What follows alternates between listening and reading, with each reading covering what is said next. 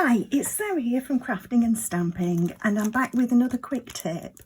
I've actually shared this tip before, but I wanted to go over it again because it's particularly applicable today for the dies that I'm using, and it's actually using the adhesive sheets to turn the dies into stickers. This will let us layer up colours and dyes to create a two-tone effect. So I'm going to go through how we can do this. So I've got the adhesive sheets are sort of 6 by 12 and you get 12 in a pack. I've cut one down a little bit already, and you'll see that on one side of them there's panels that we can peel back. And what I'm going to do is just pop in the cardstock that I'm going to be die cutting, and just trying to make good use of the sheets here by placing a few pieces of cardstock together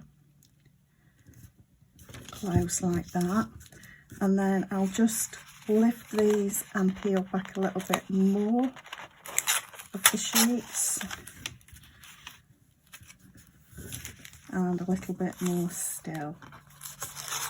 But because I've not actually peeled off fully the sheets, what I can do now is just roughly cut around, and then I've still got a bit of these sheets to be able to use for other projects. So that I can use for another project. But I've got these where these are already sticky. So I like to just press with a bone folder over to make sure that these are well adhered. And then I'm going to place my dies on here. Now the reason I'm wanting to turn these into stickers is because we've got very thin portions of these petals. That is actually what's going to cut. It's going to be that narrow, which makes it pretty difficult to get for us to get our adhesive on and not have it squidge out. And it can be a bit of a problem if it does squidge out. It looks a little bit poor, and it can lead to things sticking together. So I'm just going to die cut these now. So I'll bring in my cut and emboss machine.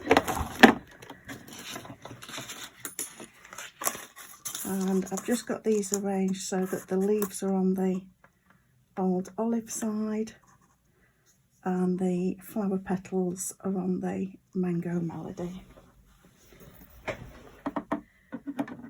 So I'll now run these through, and I'll run it back again. It just helps to get them out of the machine.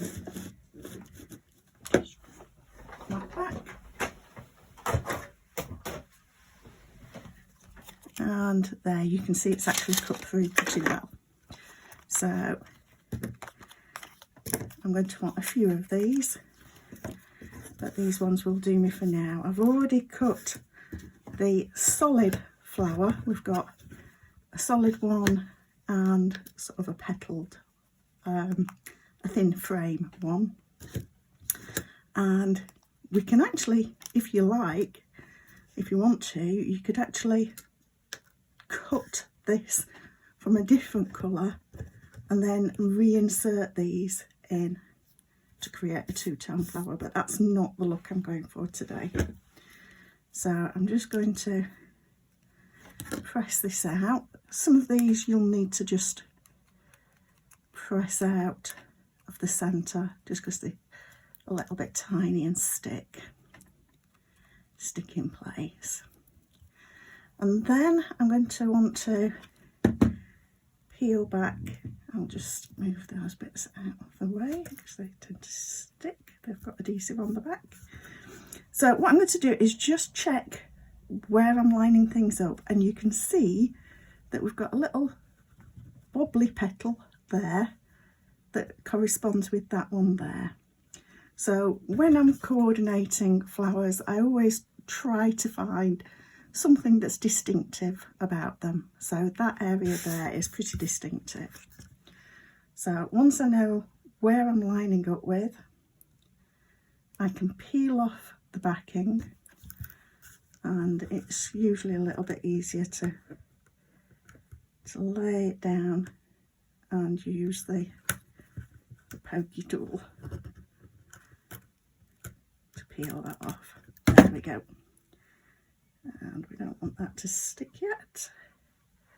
So like I say, we're lining up like with like, and although it's sticky, they don't necessarily stick together too hard until you actually press. So now I've got them lined up, and I'll just run the edge of my bone folder over like that. So that's the petals. The same thing happens with the leaves. And like I say, just push out the centres like that. And then I've got pear pizzazz, and the solid one's pear pizzazz, and this outline one is old olive. You can just peel back the backing, just push the point of the tool underneath. We can see quite easily how these line up. This is a lot easier, but it's just a question then of trying to keep things nicely balanced.